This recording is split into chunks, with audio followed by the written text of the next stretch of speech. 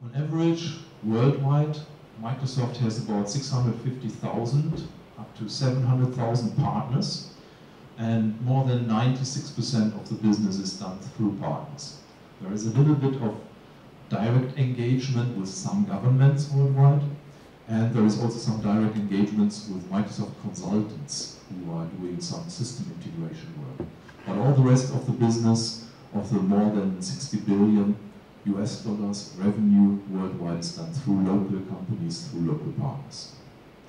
So we have a strong interest and concern to develop the local IT market and work together with local partners. At the same time, I must say this is also our biggest constraint. If you look at Kazakhstan overall, there is a 16.5 million people population, growing population. If you look at the number of people working in IT, it's only 18 to 20,000 in the whole country. According to the figures, numbers from the statistical agency and International Data Corporation. So if you take the ratio, 16 million to 20,000, this is one of the lowest ratios we see in the world. This is a limiting factor for the IT industry in the country, and I would say, and there is evidence for that, it's also a limiting factor for the industrial development of the whole country, for driving innovations. Because if you look at other industries, mineral industries, oil and gas, steel factories, banks, whatever, during the last 10, 15 years, about 70–80% of productivity gains is coming from ICT, IT and communications. Yeah? So that's where you can automate business processes and enable people to use their potential at work. Yeah? We saw a strong uptake of personal productivity during the last years based on technology. As of today, the mostly used interaction, communications, media in businesses, in large businesses, is instant messaging, for example. People communicate instantly. Not only you might communicate with your friends on Facebook instantly, or with Messenger, Microsoft Messenger, or live meeting and these things, but people in businesses use that technology. Yeah, so that gives a big uptake in terms of productivity. There is another big trend in large corporations that while 10, 15 years ago it was all about automation of business processes using ERP solutions like SAP or Oracle, but now most corporations found out that you can only automate about 50 to 60% of standard processes. All the rest of processes and information is in an unstructured format.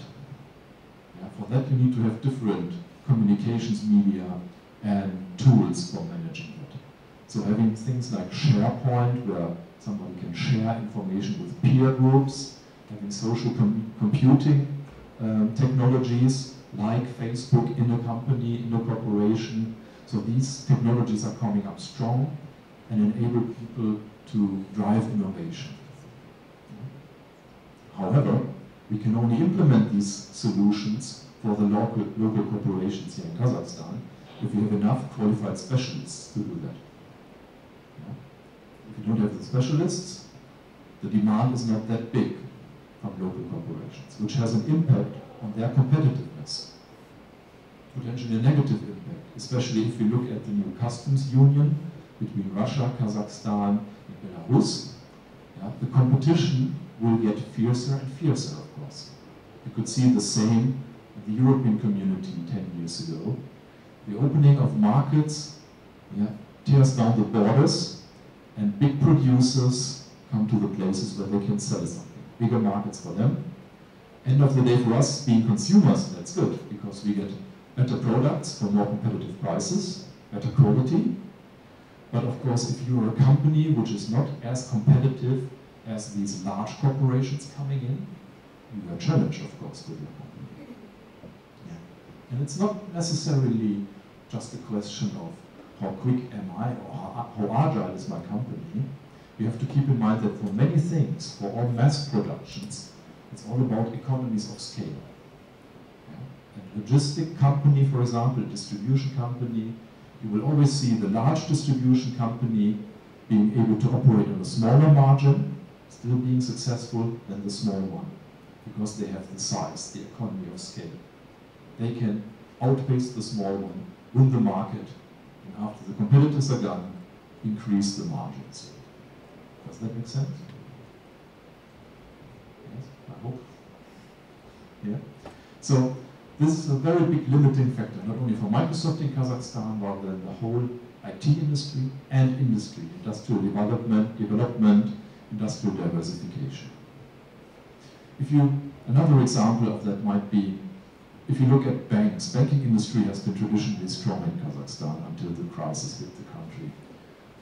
If you look at the structure, the internal structure of our industries, particularly of banks, and some of them are public companies, you can see that in their books, in their yearly records, reports. So you can see the cost structure. If a company has to spend, let's say, 10% of their overall operational expenditure and capex on IT, that's 10% of every spending going into IT technology. If the competitor is able to do the same things, or maybe even better, only spending 4%, that's a big cost advantage. And we are talking about millions and millions and hundreds of millions of dollars here. And if you look at that, if we analyze the maturity, the IT infrastructure maturity of our large corporations here in Kazakhstan, we must say, using the Gartner IT infrastructure maturity model, most of our local companies are in a very basic state, just starting to standardize their IT infrastructure. While large competitors from other countries coming into the country, they are more mature, they spend less for the production of the same thing or even better things. So that's a clear direct negative effect. If we don't brush up the IT skills and infrastructures of our local companies. So this is about direct competitive advantage.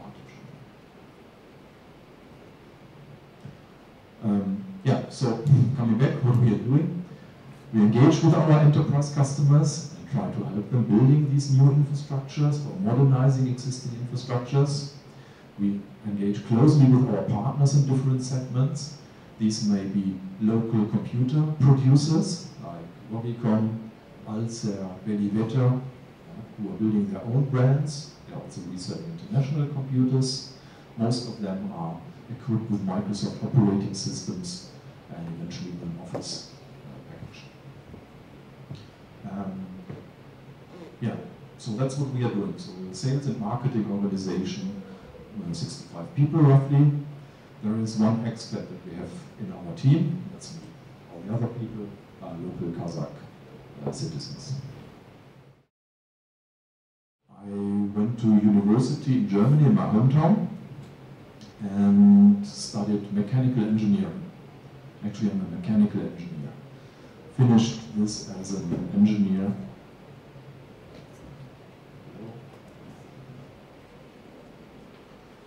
in 1991.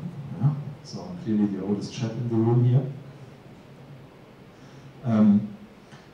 And I got into IT during studies. That was the time when the PCs came up. And I started programming at the university. There was a faculty for energy, nuclear power stuff, and I did some simulations programming there with programming language Fortran 77. As you can imagine, it comes from 1977. And with that, when I finished my studies as an engineer, I was not really sure on what I should do.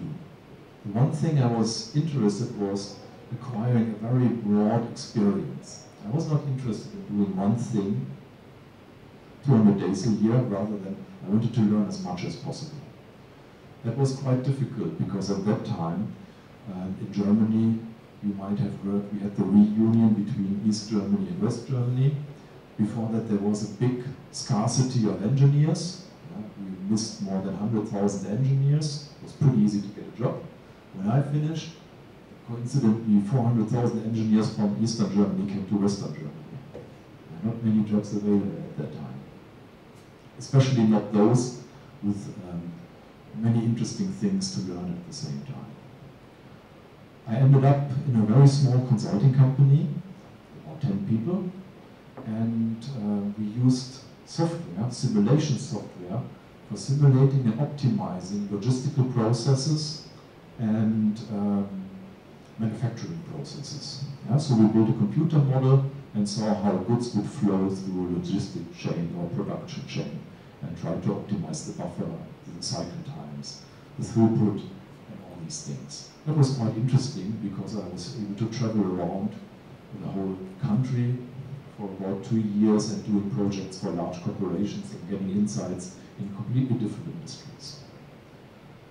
And with that, again, it was something with computers and software. With that, I got stuck in the IT industry.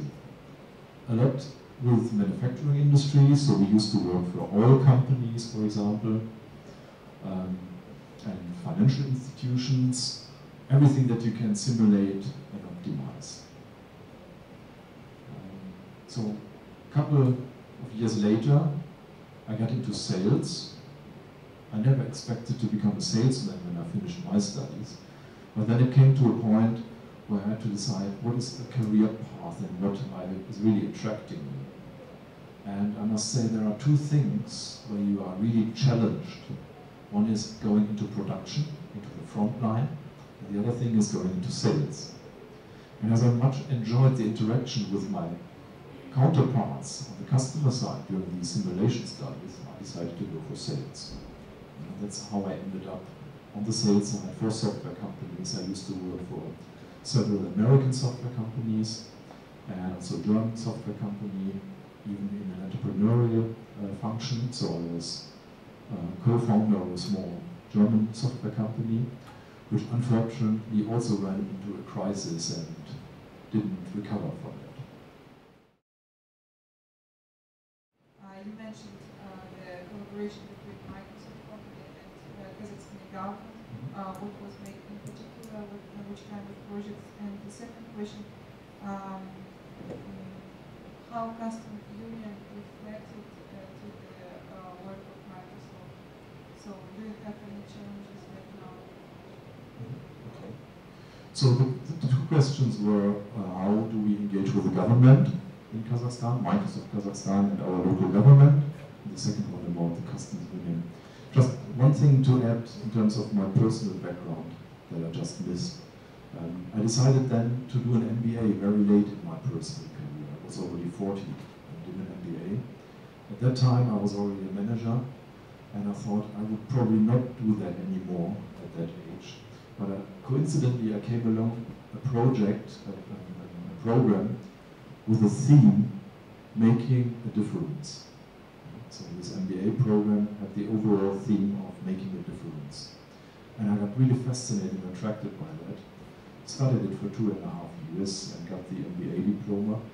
And the main focus that I had was doing this making a difference project at your employer and clearly showing how you made a difference personally, how you applied theory, and observing yourself and how your thinking changed around this project. For me, that was a life-changing experience, I must say. Particularly, I put my focus on creativity, innovation, and change.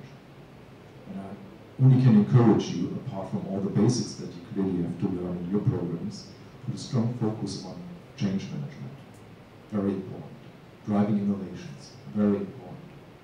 And even though it might not be in the focus everywhere, high-tech companies and more other companies are facing these challenges of managing change. Coming back to your question, sorry for that. Coming back to your question, we have multiple interactions with the government here in Kazakhstan. Multiple projects where the government builds infrastructures in different ministries based on Microsoft server technology. These can be national health projects, for example. There is a new national health infrastructure. There is a new national communications infrastructure that is going to be built. There are departmental solutions in different ministries, as I said before. And of course, it's again about enabling a workforce and increasing the productivity of civil servants using the latest infrastructures and technologies on the desktop side as well as on the back-end side, service side. And we are also engaging on different other initiatives. For example, there is a big OECD initiative sponsored and managed by the Ministry of ICT. And this is about developing the local IT market, the Kazakhstani IT market, and driving local content. So we engage either there on the programmatic side and the development side. Okay. The second question? Customs Union. Yeah, so the Customs Union hasn't impacted us too much, I must say. On the one hand, I would say there are different effects of that. Some of local reselling and partners that are here in the Kazakhstani market are associated to large Russian companies anyway. So many distributors or resellers are subsidiaries of Russian parent companies. So we have been engaging with them already for a long time. There have been some implications about taxes, for example. The VAT, the value-added tax in Russia, is different on software than it is here in Kazakhstan. Effectively, I think it's officially half, but there can be also projects where there are products where there is no VAT at all in Russia. The question is, what is the ideal type of person you would be hiring? Yeah. It depends, I would say. It depends on whether we hire a university graduate or an existing marketing specialist or an individual contributor or a manager, a general manager, for example. In terms of graduates, the first thing we look for is creative problem solving, effectiveness thinking, project management, anticipating these things. Yeah? There was a question that reached me before coming about what capabilities we are looking after. So we have 4 core competencies. We have many competencies depending on the role, as I said before, leadership competencies, management competencies, and so on. But we have 4 overarching core competencies that we look for. Number 1 is impact and influence. Can you as a person use your impact and influence to make things happen? Number 2 is interpersonal awareness. Very interesting one, especially in our cultural context. Yeah? Interpersonal awareness. How do I look in the eyes of the other person or persons? Cross-boundary collaboration. Very, very, very important. Cross-boundary collaboration. We have different departments, different customers, different partners, different missions. Nevertheless, end of the day, it's one Microsoft. So all the departments and the people inside the departments need to collaborate across boundaries, including engaging with our partners and our customers. And the 4th one is confidence. And I wouldn't overemphasize confidence because I've seen many overconfident people. So for me, personal awareness is a bit more important than confidence. Yeah, so these are the core competencies we look for in an interview process. Is the person a team player? Does the person fit to our overall company values? Yeah, if you look at Microsoft.com, you see the company values. The most important one are trust, integrity. Yeah. So this is something we really look for. Person who has potential. Of course, there need to be some ambition, but positive ambition. A person who is willing to learn and develop himself or herself, acquire new competencies. A person who is willing to take big challenges, big bold challenges, and go after it and personally make it happen. So these are mainly the qualities that we're looking